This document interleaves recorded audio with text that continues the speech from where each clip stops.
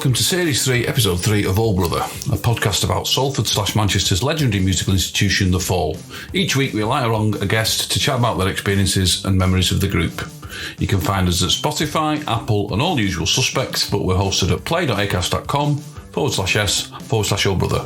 All episodes are also available on YouTube, where you can search for All Brother Podcast and subscribe, so you'll never miss an episode. This week we're joined by keyboard legend Marcia Schofield, who was a member of The Fall alongside Steve during what was unarguably one of the group's most successful and artistically satisfying periods. We also discuss her fascinating and even more successful post-Fall career. Hope you enjoy it.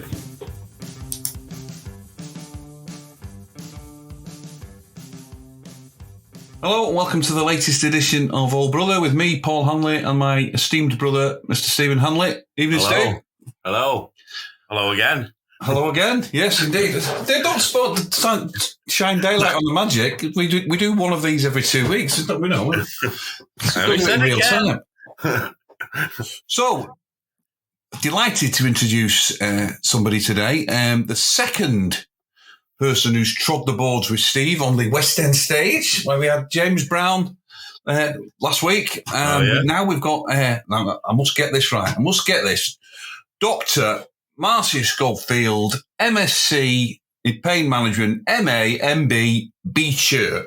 Is that right? Yeah, that's absolutely right. That's fantastic. Good evening, Marcia. How are you? Good evening.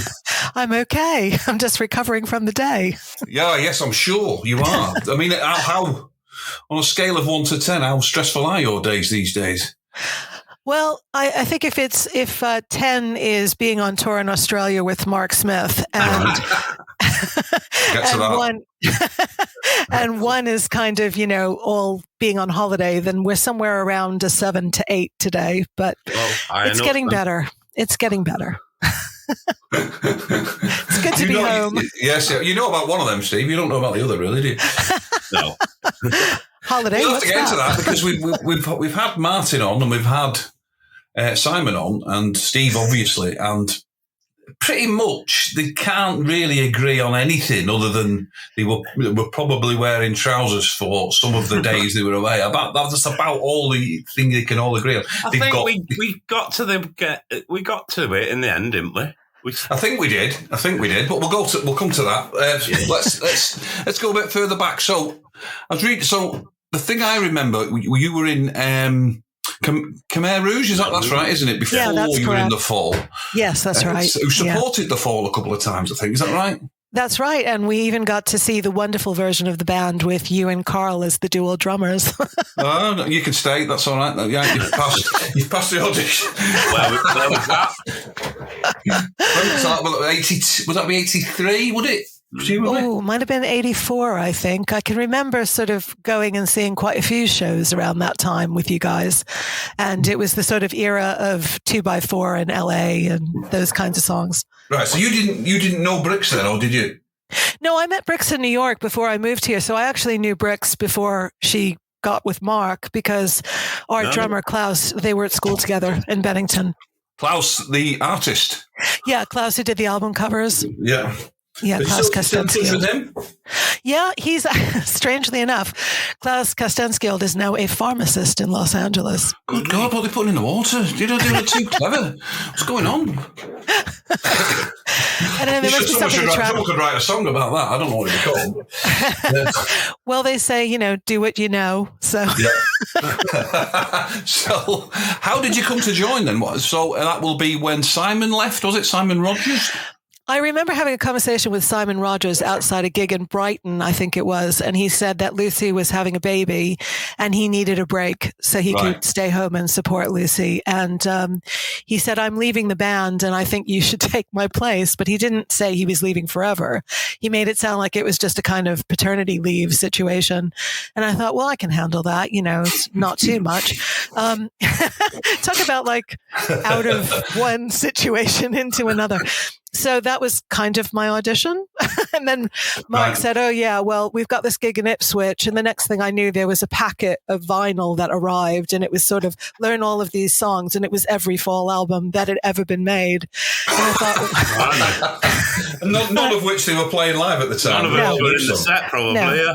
And even if they were playing it live, it didn't sound anything like it did on the record. So here was me trying to learn sort of, 120 songs, thinking, I'm never going to get this. I'm never going to get this. And then I said, are we going to have any rehearsals before my first gig? And he went, oh, no, nothing like that. Just turn up.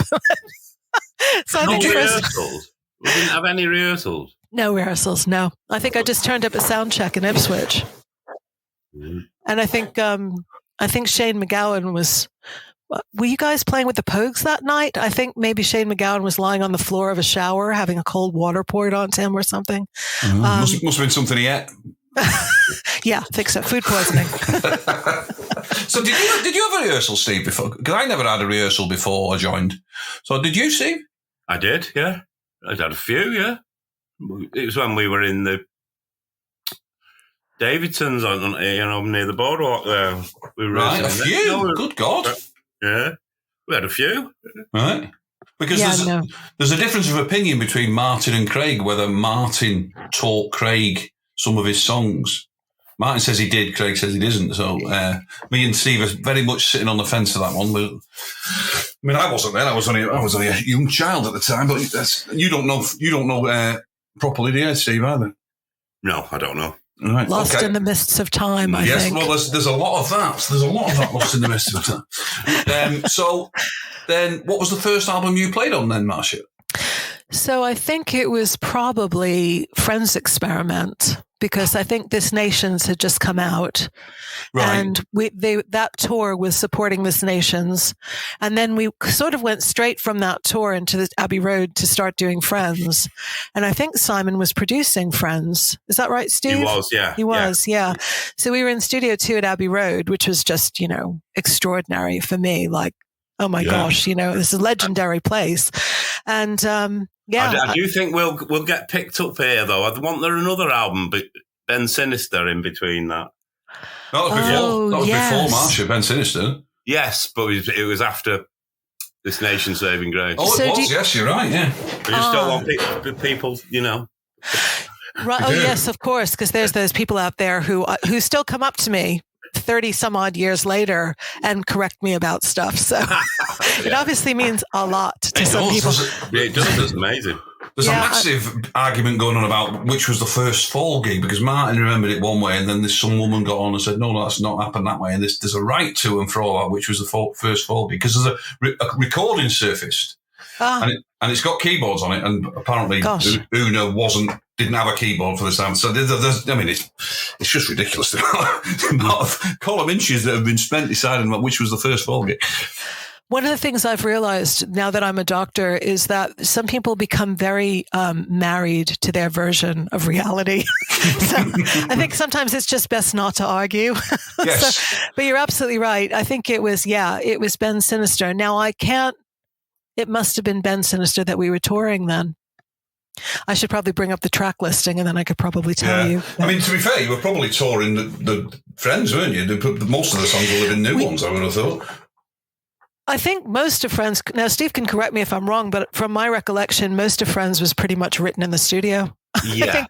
I think by the time I joined the band, it was unusual for stuff to... Well, that's not true, because I'm pretty sure that all of Curious Orange was pretty much written in soundcheck before we ever did the ballet. Well, that's the traditional way you compose for a ballet, isn't it? Yeah. And make it up as you go on. And then the dancers just have to keep up. They I think they're a bit sort of, particular about having things the same way every night. They're very precious about that kind of thing. They're a bit spoiled, yeah. Yeah, definitely. I'd love to get into, we'll have to talk about the ballet, but we can't miss out, of course, we cannot miss out the greatest production to ever hit the stage. But you were talking about Hey Luciani. Hey Luciani, yes, of course. Yes. Well, see, I found joining the Fall quite interesting because, first of all, I turned up to do my first gig with no rehearsal. And then we were kind of straight into Hey Luciani, which was sort of like, it was sort of like a Christmas play. It was almost like the Fall's version of the Nativity. You're talking about the quality of the acting now? No, I'm just talking about the fact that it's like, let's get all your mates and put them together and dress them in outfits and sort of, put on a show. You had quite a big role, though, didn't you? I did. Yeah. I played an Israeli commando and I played a go-go dancer at a office party in hell. And, the commando bit was quite funny. That was Have Found Borman, was that? It was Have Found Borman, and Mark insisted that we play that every single show on that tour after Hey Luciani, which was, he knew I hated it. So every night I had to do it. So did he insist on it because you hated it, or despite the fact you hated it? No, it would be 100% because I hated it. Because every time I was like, do we have to? He'd be like, oh yeah, it's really good. Yeah, it's really good. I get to mess about on your keyboard. Have a bit of a rest. Right. Okay, I see.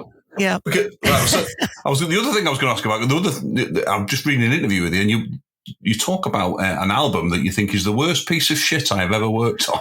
Oh, yes. Seminal Live. Yes, that's the one. All right. So what's up with it? I think it was a combination. It felt like one of those albums that you hand in because you have to, as opposed to because you want to. Right, and okay. I think we'd been on tour in America, and I think we only had 2 CDs that tour. One of them was The Four Seasons, Frankie Valli and the Four Seasons. And the other one was a sort of collection of truck driving songs. Yes. We're talking about this, isn't it? I thought you were going to say Vivaldi then when you said the Four Seasons. No. Frankie. The other Four Seasons. The one that doesn't involve violins. Yes, or pizza. Exactly. Someone was asking about, James Brown was asking about what music did you listen to in the bus or whatever, and I said the truck driving thing. It was very limited, yeah, and it was basically like Mark decided, so nobody else got a say. And the more he realized that someone didn't like something, the more that he would put it on. So that's where you went wrong. You should have said you loved Have Found Borman. It's never have been played again. Played it again, yeah. To this day, if I hear Dawn Go Away, You're No Good For Me, I get PTSD. Oh dear. But I mean, you can laugh about it being a school play, but I think the band then, between that play and then the ballet, was kind of the height of the, I don't want to say slick, but certainly production values were higher then than they were ever before or since, I think, weren't they? I think we just really gelled together. I mean, Steve was there too, but it was like something sort of almost supernatural kind of happened when we were all together. It was an amazing rhythm section, and when you've got a great rhythm section, great guitarists, like everything just flies.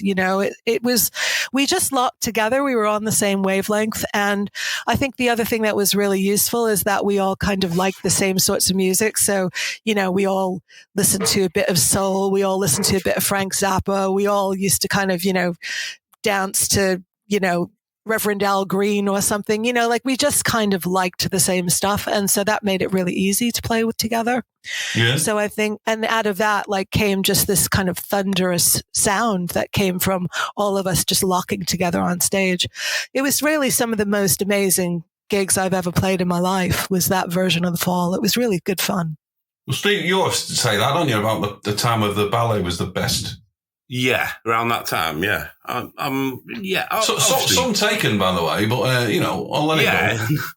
Plus, and we also had some absolutely wacky experiences. I mean, we were on tour a lot during that period. There's a difference, isn't there? Yeah. If you're out all the time, you're bound to get sort of...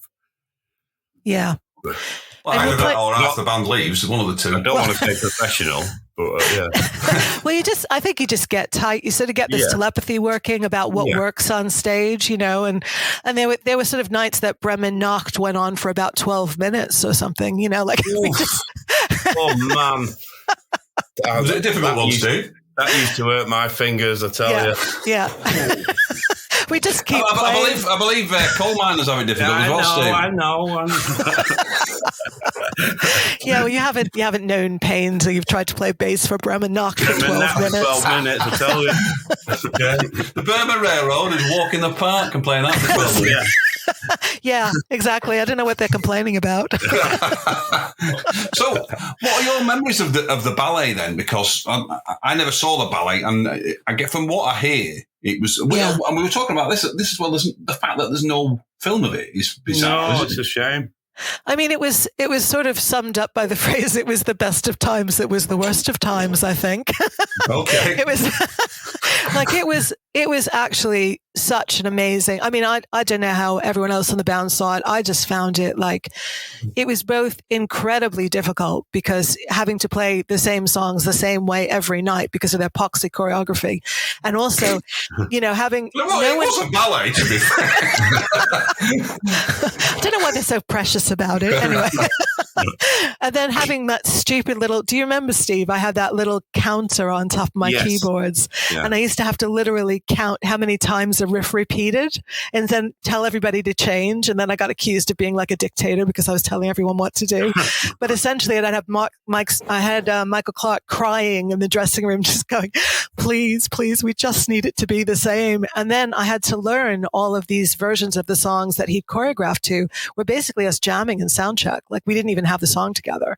It was just kind of early versions. Well, we were writing them on tour in America and sending him back cassettes, weren't we? Remember?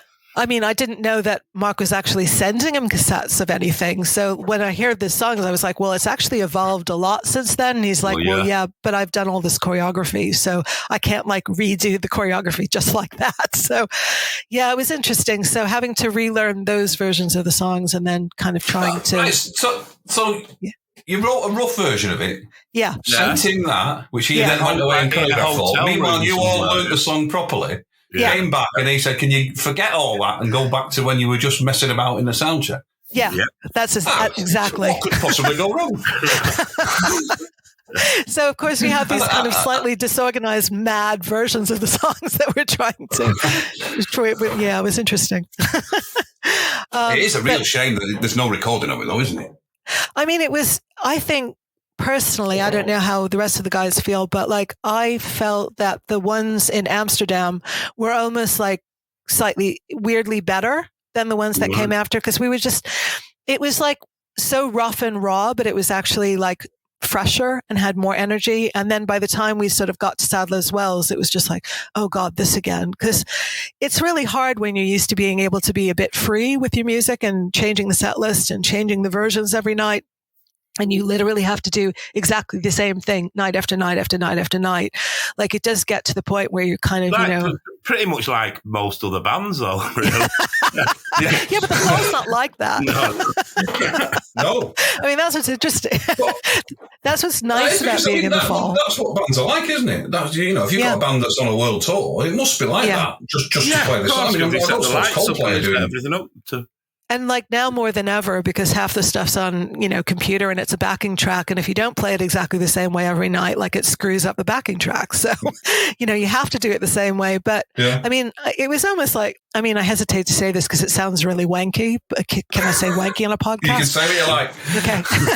But, it was almost kind of slightly more jazz-like that you could just sort of improvise. And oh, sorry. You can say any word you want except for that. The J word. You can't say that.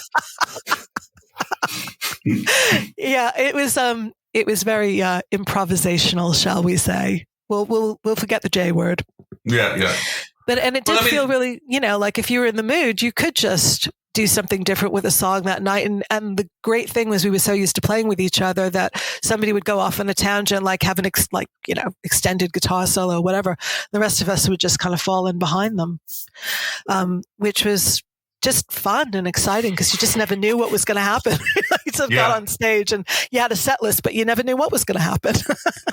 Set list would be changed. The drum kit would be changed. Everything would be changed. The position of the microphone on your amp would be changed. Microphone would be changed. Sometimes guitars would be taken away from people. I mean, you know. Was he doing that then? Was he doing the onstage mixing when you were in the band? Oh, yes, he was. Yeah. There was a lot of onstage remixing. You never cared for that, Steve, did you? I didn't. Oh, hey, well, why's that? That's why you always see me stood in front of my amp. Yeah. If it hadn't have been for that, it'd been up and down like Eddie Van Halen. Yeah. Steve was basically body blocking Mark from getting to the controls. Come any closer and this headstock's going to have you, you know. Well, we've said why I didn't like it before, haven't we? Yeah. Well, he'd do the same thing with my keyboards. I don't think it was about the sound myself. It was a sort of little bit of control, wasn't it? Yeah. It's just this is my stage, and look at me, I can do what I want. Yeah. It was a bit territorial, but I used to come back to the keyboards, and I never knew what he'd done, if he'd changed the settings or like or unplugged it. I mean, anything could have happened. Unplugging it's a bit drastic. Oh no, he did that all the time. Did he? Yeah. Oh, okay. Changed microphones, unplugged stuff, moved microphones. It was always exciting. You never knew what was going to happen. No. So, but I mean, you were in the band for the kind of, as well as that kind of artistic sort of peak. There was a bit. They were bigger in terms of sales than at any other time as well, weren't they? While you were in the band, I think. If you're talking about Victoria and what have you. Yeah, it was sort of the Falls, rock star period, I suppose. I mean, I don't really know what to call it, but I think Beggars Banquet had this idea that they were going to make us into a pop group or something, and we were flirting with major labels like, was it Phonogram in the States or something? And so they would sort of do things like dress us up and get makeup artists for me and Bricks and make us do photo shoots. It was all a bit artistic and a bit poppy. Did you like that? Because it must have been slightly different from the band when you joined. Were you kind of... Well, I come out of my background is like New York, Lower East Side, CBGB's, Max's, Kansas City punk rock. So I was a bit over it all, but I think Bricks quite enjoyed it. Mm-hmm. I mean, it was quite a good way of shaking it up, because I mean, the Fall could have just plodded along as that sort of under the radar kind of indie band, but I think it was a good thing for the band lasting 40 years that there was a period where they kind of had different goals, if you think. Well, I think it was sort of a good place where you've got a great band that can pretty much handle anything you throw at them, so you except take videos. Chances. Oh, please. Don't get me started about the videos. That's exactly what I want to do. I want to get you started about videos. 2 words, fat cook. Do you remember? You're going to have to explain that. Okay, so in the Victoria video, there was we'd worked on this video in this warehouse where they had just finished filming Little Dorrit for the BBC, and there were all these Victorian costumes. So I think our director took it a bit literally that she wanted us all in Victorian outfits. So at one point, I was a boy stagehand with Steve, and we were kind of like pulling some curtains at the Hackney Empire, which is great because every girl on the set thought I was gorgeous and flirted with me because I looked so much like a boy. And then we got to the place where they were filming some sort of celebration in a drawing room, and I was supposed to be this fat cook who brought in a cake in the shape of the Crystal Palace or something, and then it went on fire in some sort of slightly intellectual homage to Victorian history or something. Okay. And they put me in this fat suit, and it was so painful. It was like digging into my shoulders. And of course, then nobody spoke to me because I was like this ugly fat person with like fake warts applied. And of course, Bricks was a beautiful princess, Well, I was just about to say, so when they were handing out the roles, who's going to play the boy pulling the stagehand, and who's going to play the fat cook? Yeah. Did they pull them out of the hat by any chance? Did it? What were you, Steve? Third spear carrier again? I was the street urchin, wasn't I? Yeah, you were. Yeah. You were. And then at the football game, I think you were waving a flag or something. It was all a bit, I mean, you look at it now and it's actually a bit sort of, is it slightly borderline racist? I don't know. Yeah. Different times. I suppose so. In context. Yeah. Was it a football match? Was this still Victoria? Football match, yeah. Oh, it's big budget. Big budget. Video. Oh, yeah. Yeah. I had a football ground, again. Again, yeah. Because the one thing you'd say about the one we filmed in a football ground, it was big budget, wasn't 2 words that didn't go along with that when we hired it. Oh, that was kicker, wasn't it? It was, yeah. Yeah, I love that video. No budget, I think was there. I think I prefer that to Victoria. It's harder, isn't it? When you look like you're trying, you've got to get it. If you look like you don't give a shite, then you can get away with it, can't you? If you look like you're trying to make it good, then it's got to be good. Well, there was a good quote from Craig about me and Simon when we were making that Victoria video, that you were more wooden than the scenery. That's unfair. I thought you were very animated in your street urchin top hat. What was your motivation, Steve? What were you that?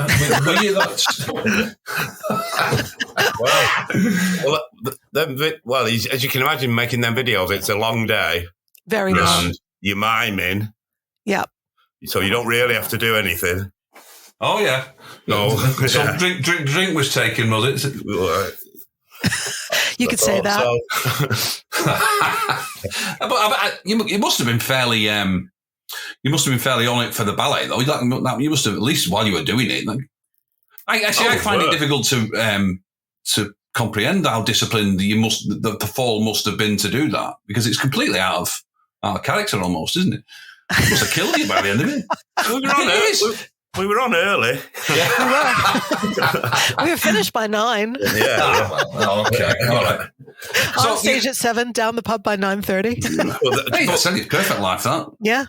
Yeah. But you'd say that, but them dancers weren't they? They were a lot worse than us. Oh my God, yes. They were just out all night. I mean, we thought we partied, but my God, those dancers, they were hardcore. I mean, and they would be up at sort of 6 a.m. doing Pilates and stretching and doing dance classes and then out all night. I don't know how they managed it. Well, they're all dead by the time they're 30. That's how they managed it. So Hit the North. That was the other one. No, another one. That's another big video, isn't it? That one.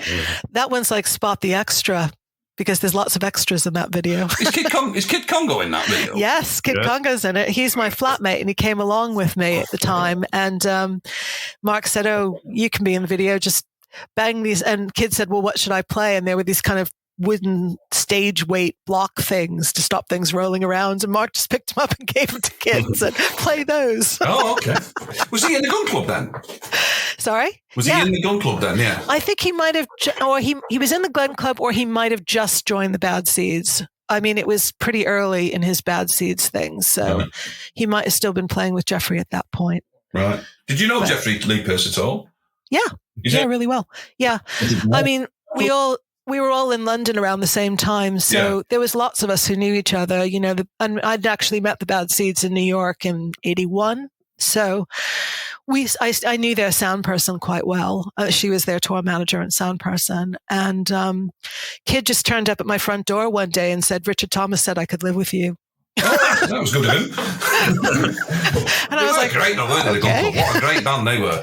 They were amazing. Actually, brilliant live. Yeah. Yeah. I mean, I don't know. He gets a bit of bad press. Well, I don't know if it's deserved bad press or not, but he was a bit of a strange guy, was he, Jeffrey Lee Pearce? No, I think he was just, he was a lovely guy, but he drank a lot. Yeah. I think it was the undoing of him. But no, he was a lovely chap, really lovely. Was he? Okay. Yeah. Really, really nice. And just to kind of, I suppose it just depended. If you were sort of a fan and you caught him at a bad time, he probably could be a bit vicious. But then I think that's true of most people who are famous. Like if you catch them at a bad time and you're a fan, they can sometimes see a bit offish. Yeah. But if you just knew him like socially as a mate, he was lovely. Right, okay. Because he's got a book out, hasn't he, Kid Congo? I'd like to read that. That should be good. Yes. I was privileged enough to read some early drafts of it, and he's a great writer. And he's just got such a way with telling a story. Like you can actually hear his voice coming through. He's got this wonderful kind of, Steve will remember, he's got this really like laid back California way of talking about stuff. And then he'll just like stick in some really biting comment, and you'll just be like, oh my God, it's stealth. It's like stealth comedy. That's on my Christmas list. I'll have to get that. Because he was in the Gun Club, the Bad Seeds, and the Cramps, which is just... Yeah, come on. 3 of the best bands of all time, I think. And he couldn't even play the guitar when he joined the Cramps. No. They were just like you. And Ivy gave him his name. Because Ivy had this, she had this candle that was like, the candle was called something like Congo Powers. And she's like, that's you, you're Kid Congo Powers. And he was like, okay. Well, you didn't say no to Ivy. No, you wouldn't. No. So when I joined the Fall, it was the end of the tour that they'd done with the Cramps. Oh, right. I mean, I was petrified of everybody at that gig because they were quite imposing. They were forced to be reckoned with, weren't they? The Cramps? Yeah. So did you know the Cramps then? I'd met them. They'd spent some time going back and forth to New York. There was some people that I knew in New York who were in a band called Tina Peel, and they were also from Harrisburg, which is, I think, where Lux and Ivy were vaguely. They'd spent some time in Harrisburg, and they used to come and stay at their flat. So, it wasn't a huge scene in New York in those days. So pretty much anybody who was in New York and was a musician, like, we all knew each other. Right. So, and you all ended up in London. Exactly. A lot of us ended up in London, yeah. Yeah, but it's all like the birthday party. Yeah. Everybody, and what was the other Australian band? I can't think of the name now. Crime in the City Solution. Everybody ended up in London at that time, didn't it? It was quite the place to be, I think. Yep. And all the kind of people around those people, like the filmmakers and the photographers and all the people they all went to school together. Imagine spending your entire life. And some of them, I still know John Hillcott and Polly Boylan quite well. And they're, imagine being in your 60s and your best mates are still your best mates from A levels. Yeah. So they've stayed friends their whole lives. That's Steve, Mark and Craig have known each other since the same, Yeah. See, the only person I know from my childhood is my best friend Josh, who played keyboards in Typo Negative. Okay. There's a medical theme running through all of this, isn't there? Well, Josh is now a fire department paramedic in New York City, so there is a medical theme. Yeah, right. Surprised. We did go into it, Paul. So, what, medicine? You must be trust anybody's trust the health to me, are you? No. So we're looking forward to it here because we've got to do the tour, the Australian tour, from your point of view. Do we have to? Yes, we do. We do have to. I'm going to rehash that again. I think we've done pretty much everyone now, haven't we? I think that's we talked about it with Craig, we talked about it with Simon and Martin. Yeah. So from what happened then? So you and Martin were kind of a team, shall we say, at that point? Put Mark's norms out of joint, was that right? So we just wind it back to sort of when we were making Extricate. Martin's not joined yet, has he? No. Hang on, we've got to get him in the band before we kick him out. Hang on. So we were, if we wind it back to Extricate, I think that's when things started to fall apart because we were out in that residential studio. Do you remember that, Steve? Yeah, but I know what you said. I remember the Extricate, the tour of that album being particularly good. For some reason. Well, it was so powerful because although we'd lost Bricks, Martin was a ferocious fiend on guitars. So, it was the proper Mighty Fall at that stage. We were all kind of behaving, and I don't know, it seemed like the stakes were higher. We were on a major label. And we'd just written pretty much a killer album, in my opinion. I loved Extricate. I loved the songs on it. And, it was just really killer. And, it was sort of like the fall that I loved, going back to the two drummers when you guys were just like this force of nature coming off the stage. It was just incredible, the power, And I thought, oh, God, we're getting back to that. This is really exciting. I can't wait to see what we do next. And then what we did next was fall apart. Always away. So we sort of Carl had come back as well, hadn't he, by that stage? Carl was... No, he hadn't come back by then. He was still Simon. Martin and Carl were never in the band at the same time again, were they? No, I don't think so, because they'd been in Thirst together, but then Martin came back and joined the Fall. So Carl wasn't in the band, the version that Martin and I were in. It must have been a bit weird for Martin coming back because his position was kind of... Because he was like as much of the band as Mark the first time around, wasn't he? So it must have been a bit difficult to deal with, I would have thought. I think it was... I feel like, from what Martin has told me, I don't know, I don't want to speak for him, but at the time he was saying it was the best band he'd ever been in. He really loved it. He loved Mark. He loved Steve and Craig. He thought they were brilliant songwriters. He really loved the band. For him, it felt like coming home. So I think that leaving the band was so hard for him, way harder than it was for me, because he had so much, it really felt like a homecoming for him. Yeah. And he was back where he wanted to be, and he was starting to do some really good work. And it was he had so much more to do. And then it was he couldn't do it anymore because he was out of the band. So, I still don't understand the dynamics. From my perspective, I understand it perfectly. Mark had broken up with Bricks.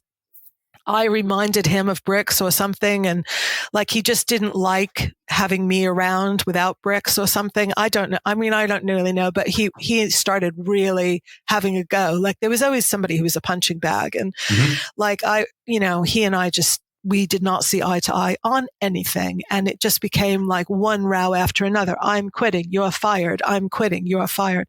And it was always like Trevor, the dastardly Trevor, coming back and going, oh, Mark doesn't really mean it. He really likes you, really respects you. Don't leave the band.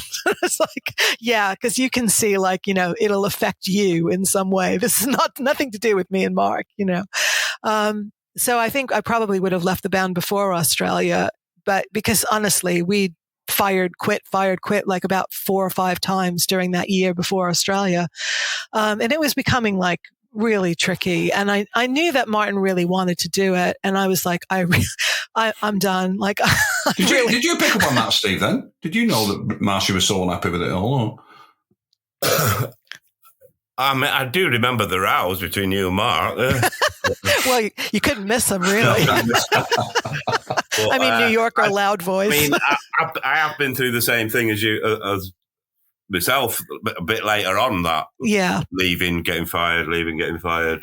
Yeah. So I do know what you mean. Yeah, but I don't think I remember you wanting to leave.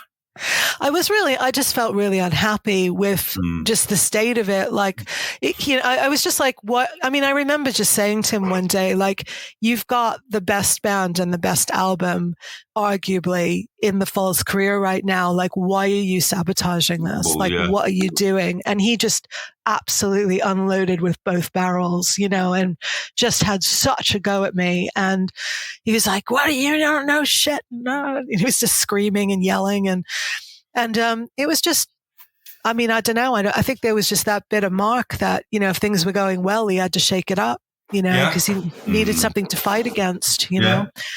So he did exactly the same thing with Mark Riley. I think that was the same kind of thing. We did Induction Hour, which was like, oh, this is great, and the reviews were just, everyone was saying the fall of this. And then, like you say, I think he felt the need to think, well, I'm going to have to fuck this up somehow. This is far too, I don't know, going far too well, I think. I mean, I just wonder whether he was, I mean, it's hard to get inside his head because there was a lot of other stuff going on with him at that stage. But I feel like he's one of these people, like, as an artist, he was, he would never have called himself an artist because that was far too wanky. Like, that would have been like, oh my God, that's really middle class to call yourself an artist. Like, forget that. But I think he was an artist. And I think that for him, he needed something to fight against.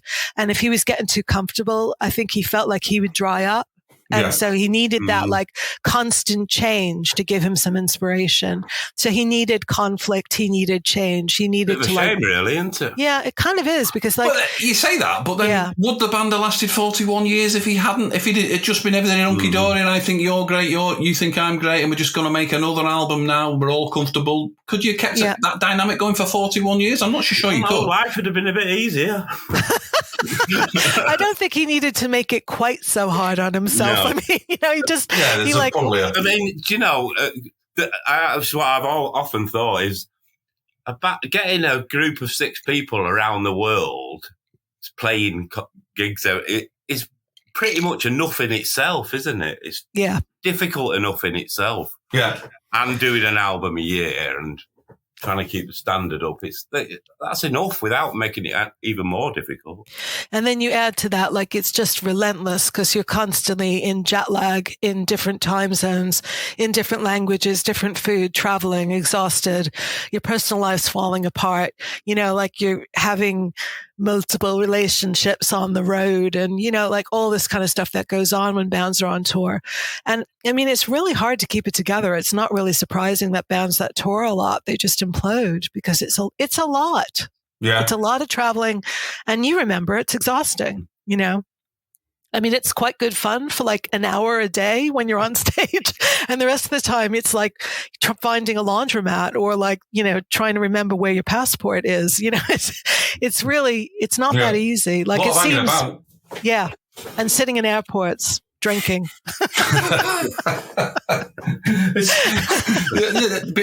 Being in a band is that weird that sitting in an airport drinking is a bad thing. You know, everybody else is what they look forward to for a week every year. Yeah. but you're doing it for 10 months a year. So it's not like, you're not doing it for like, oh, this is my 2 weeks. I get to go to Tenerife or whatever. You're like, you're like, literally, that's your life. You're having like you're having breakfast beers for 10 months a year. So, and Steve did that when he got home as well. And in constant jet lag. But having said that, it was, I wouldn't have traded it, but it got to be a lot. And also I wasn't that well, so I sort of got diagnosed with Crohn's disease towards the end of my time in the fall.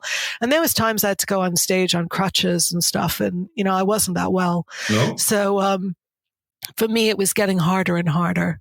So I was thinking, I'm not going to be able to do this much longer, particularly with this level of like insanity.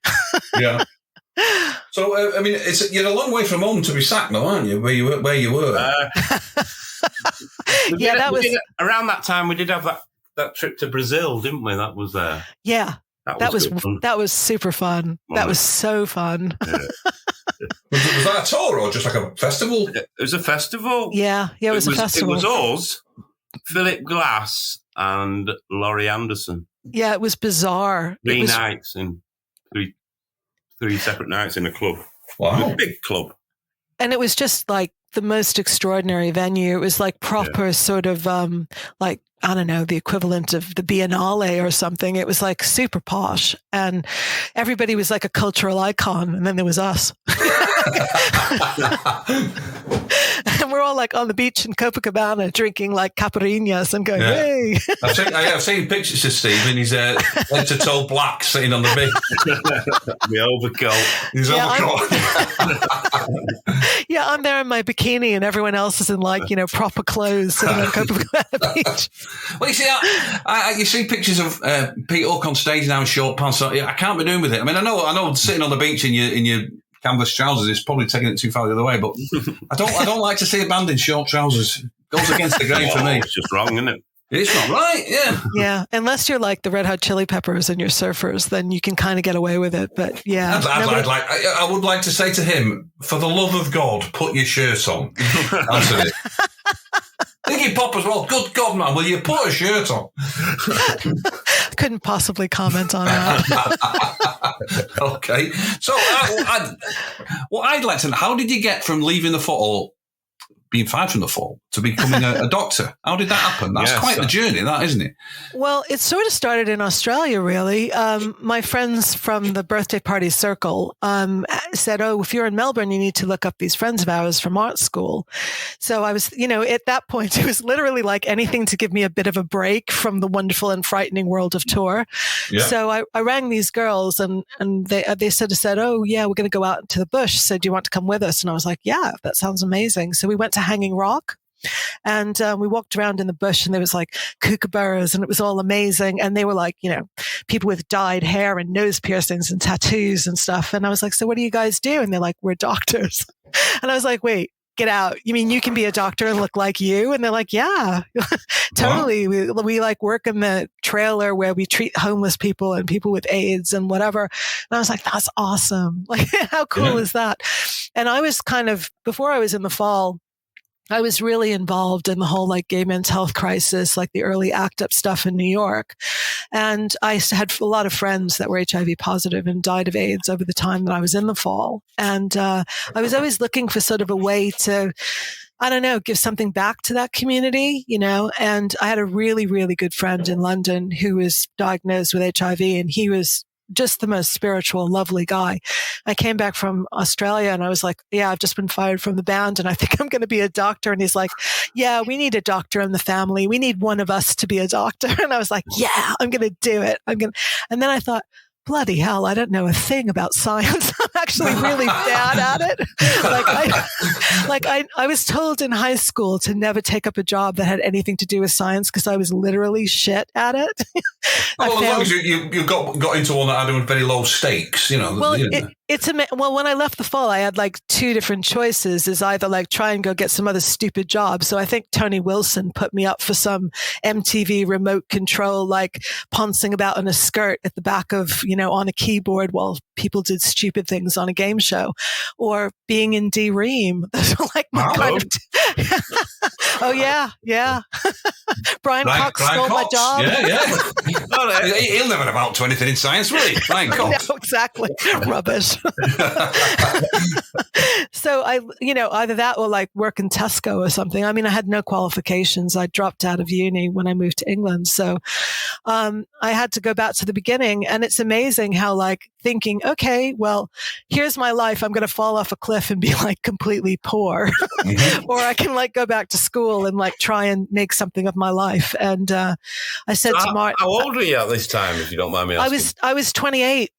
I was 28. Wow. And Martin, I said to Martin, I'm going to go back to school. I'm going to go be a doctor. And he's like, don't you have to like do A-levels for that? And I was like, yeah, I think I do. So I enrolled at Hackney College of Further Education on Dalston Lane and started doing my A-levels. And I was terrible. I was absolutely terrible. I had to work so hard to get through them. And, I spent hours and hours because Martin and I were still in a relationship at that time. I was going up and down to Manchester on the train and I'd be there with my chemistry books trying to make sense of it all. And it was madness. And then I was really convinced I was going to fail my chemistry A-level. And then I was sitting, this is a great story. I was sitting in the park in Stoke Newington trying to make sense of organic chemistry, which absolutely made no sense to me whatsoever. And this old guy's like sitting next to me at another table, like looks sort of homeless looking weird guy, which is, that was Stoke Newington in those days. And he goes, so, that organic chemistry. I'm like, yes. And he goes, the thing is, it's all about the buffers. It's about controlling the pH. And I looked at him and I'm like, do you know about chemistry? Weird homeless person in Queensland Park.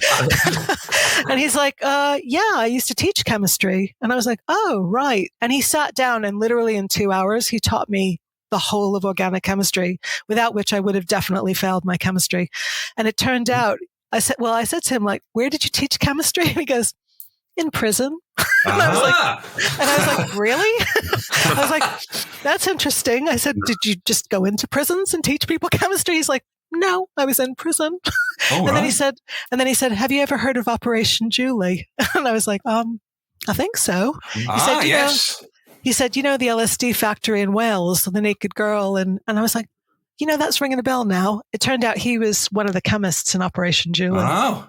So he was an acid physicist. Chemist. Now his name's on the mailbag list. That's the question. That's a question. Julie's been working for the drug squad. That's it. Wow. So I owe my career as a doctor to an ex-inmate who was involved in Operation Julie as a chemist. There you go. Little known fact. I mean, 2 minutes later, you could have been sat next to somebody who was eating his own face or something. Couldn't you? The fact that you got that's incredible. That was the 5 minutes before. Yeah, so you've struggled to get your A-levels. How do you then become a doctor then? Well, in those days, I was a really thick American, and I thought there was only 2 universities in England. I thought there was only like Oxford and Cambridge. I thought they were like the only places that you could go to do medicine because, what do I know? I'm like a stupid immigrant from America. Like I didn't know anything. And I was like, oh, well, Cambridge is a bit closer to Stoke Newington. I'll apply there. Yeah. So I told my tutors at Hackney College of Further Education, I'm going to apply to Cambridge. And they just looked at me like I'd come from the moon. Yeah, I was going to say, like, the trail of people who went from Hackney College of Higher Education to Cambridge, there must have been a right flood of people going. I think it was a sort of very narrow path tread by possibly only one person, who was me. And then they closed the building. So it sort of got defunded after I left. And I think it's probably flats now. Yeah. But so I applied, and strangely, I applied to the only mature students college for women in Cambridge. I figured how many people would apply for medicine there? It seems like the odds are pretty good. Yeah. So I applied there, and they were like, oh, who's this weird 30-year-old who's applying from Hackney, who's like at a grant maintained, sort of state school, and won't this look wonderful for our diversity figures? So they gave me an interview, and I don't think they expected me to pass. And then I did. So they were like, oh, well, have the place then. Wow. Yeah. Wow. So That's incredible. So I applied to some other places as well. And amazingly, I got offers. I think it was just diversity candidate, tick, tick, tick, tick. You're a single, older, mature student in a London state school, So it looked really good on their figures. It looked like they were, that they were making an effort to widen access. So, wow. So I got in it was a Send a Rock Starter college certificate. Did you fit in all right? No. Absolutely not. But you know what they call the stupidest person that graduates from Cambridge? They call them doctor. I don't know. Boris Johnson graduated from Cambridge, so. Well, he didn't do a medical degree, to be fair. He didn't. So were you always going to be a national health doctor? You'd never had entertained being an American doctor, or? No, I sort of flirted with taking the overseas exams in America. They're called the ECFMGs. I flirted with that, but by the time it got to the stage where I was qualifying, I was pretty embedded in the NHS, and also like the American system it's messed up. Yeah. I once was over there, and my father was in the emergency room, and they were just doing chest compressions on some guy and asking his wife what the insurance was while they were doing the chest compressions. And I just thought, I can't work in a system like this. This is mad. It's just, it's very disparate. Like there's no joined up care. It's very money minded. If you don't have insurance, like forget it. You're done for. And there are people who literally die of preventable diseases because they can't afford their insulin or they can't afford an EpiPen. And like, I couldn't work in a system like that. It just seems really unfair. Yeah. Oh, yeah. But I mean, what always strikes me, because I work for an American company, and a lot of the people I work with are American. Why don't they all see that? Because they don't. No, they don't. And like my own uncle is like the head of, he was the medical director of one of the biggest insurance companies in the United States. And they had hospitals all over the country. And they were one of those companies who came over under, not Cameron. It must have been, who was the Tory prime minister before Blair? It was Blair? Major, yeah. So he came over during Major to like kind of scope out the NHS and see which bits of it they'd be interested in purchasing. Mm-hmm. And he was like, he'd said to me, I've come back from this trip to England and I've decided that we're not interested in getting involved in the NHS because you guys are just doing things. We can't afford to do things as cheap as you do them. Yeah. And I've now realized from working in the NHS for the last 27 years that the reason why the NHS is cheaper is because people do a lot of stuff for free. Yeah. Yeah. Just for goodwill. Like we all stay past when we're supposed to. We all just muck in because we kind of believe in it. And so, yeah, that's okay. So serious bit over. I'm in awe. That's an amazing journey. That without getting too wanky about it, the kind of journey to go from college and then to Cambridge and then to a doctor. So, how long have you been a doctor now then? I qualified in 1997. So, wow. So it only took 7 years from being fired in Australia to being on the you didn't hang wards. about, did you? No. No, I just cracked on, really. Wow. I thought there was no point hanging around, really. And the other thing was I never touched a keyboard or played any musical instrument the whole time that I was studying. Because I just thought, I thought like I can't possibly divide my attention. I've got to focus on this. And it was really, really strange to not play anything for years and years and years. And like, I was poor. Yeah. I was really poor. So the redundancy package wasn't that great when you left the fall then, no? Yeah, no, I had to sell my keyboards. I sold them to pay the rent, the keyboards that I made off with from Australia. Right. And I didn't get any royalties or anything because there was all of that, Steve will know all about that. But, yeah, I was just kind of plugging away on my little student grant and my loans and everything. Thank God there was no tuition charges in those days, or I wouldn't have been able to do it. You wouldn't have been able to do it now, would you? I don't think. No, absolutely not. I was talking to another friend who got out of the music business, and she's now a psychotherapist.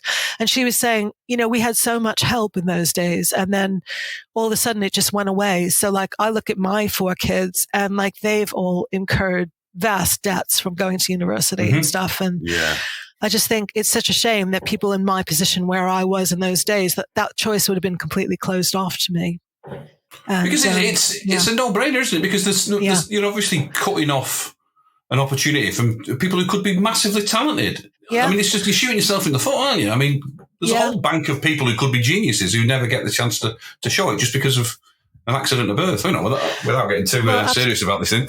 Yeah, no, without being too serious, we have like this phrase where we talk about if you can't see yourself, you can't be it, So I didn't see anybody like me. I didn't know any doctors. I mean, amongst my circle, everyone was like a musician or a painter or an artist or whatever. And there was no doctors, so I didn't know what you had to do to be a doctor. I just didn't have any experience of it.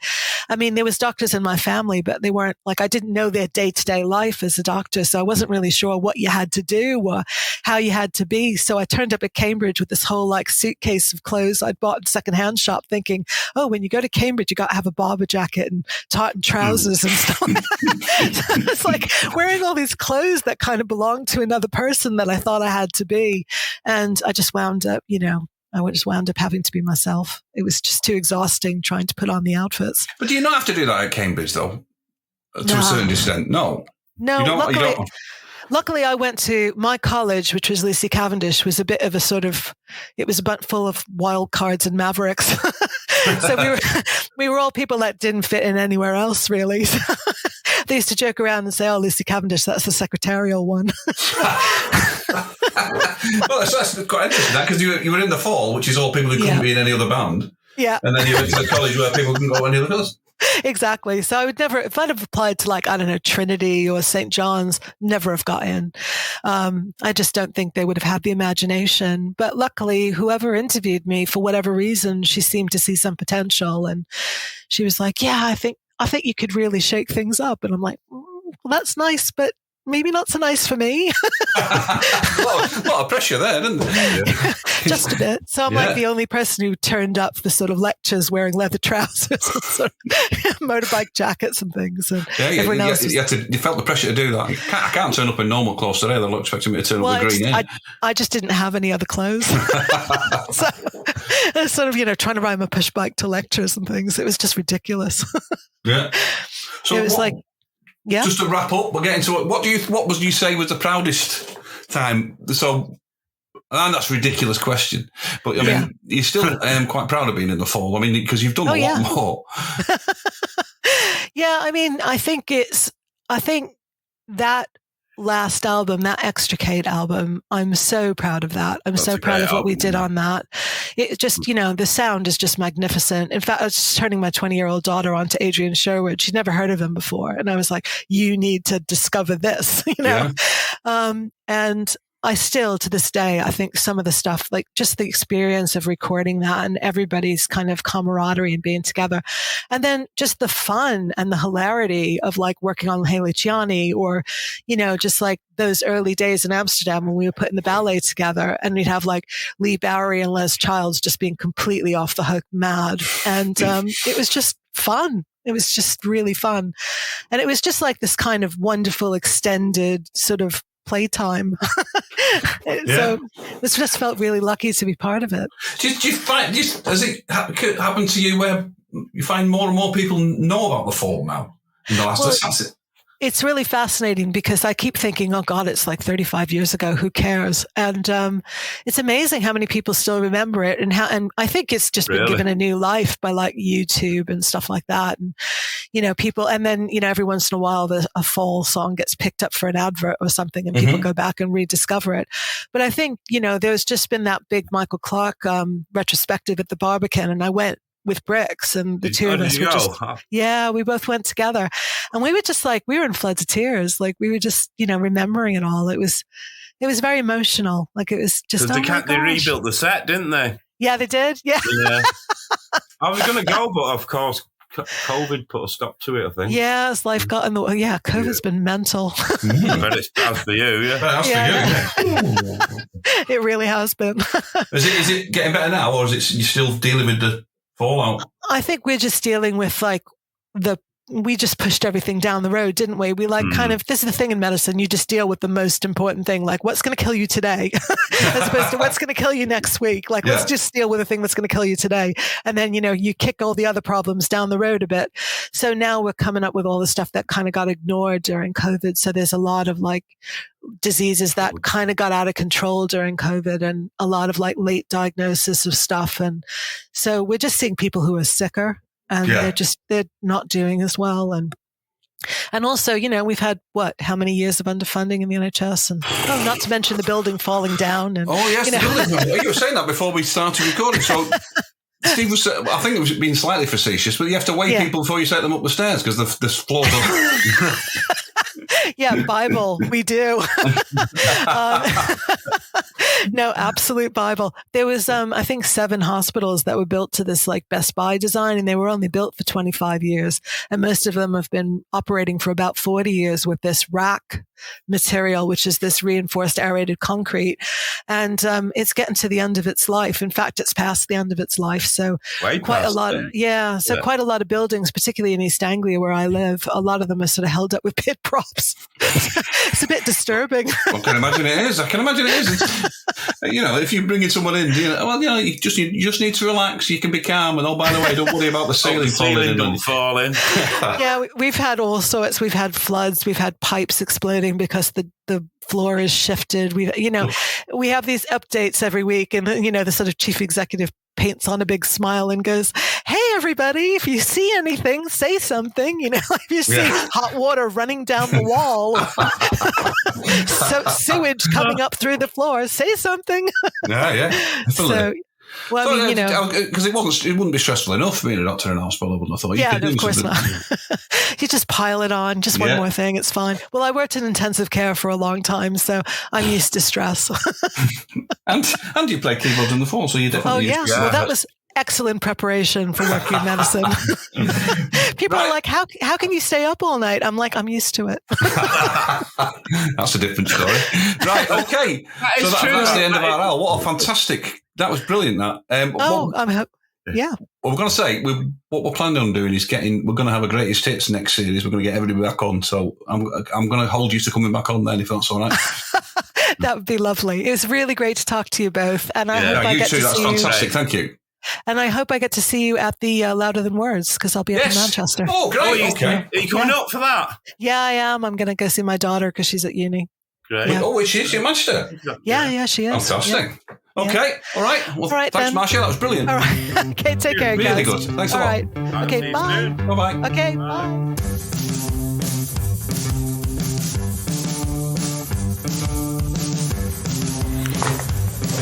Thanks for joining us again this week for episode 3 of Series 3 of Old Brother. The next episode will be out in 2 weeks, so don't forget to follow us on Twitter, @OldBrotherShow, where you can find links to our Spotify playlist. Or why not subscribe via iTunes, Stitcher or RSS, so you'll be all set for the rest of the series. You can give us a rating on iTunes if you like, subscribe on YouTube, or just tell your friends if you fancy it too. For further reading, our books about the fall, The Big Midweek and Have a Bleeding Guess, are available from Root Publishers and all good bookstores, and even, I believe, on that Amazon thing. Hope to speak to you all again soon, and if you're driving, take your car. Ta-da.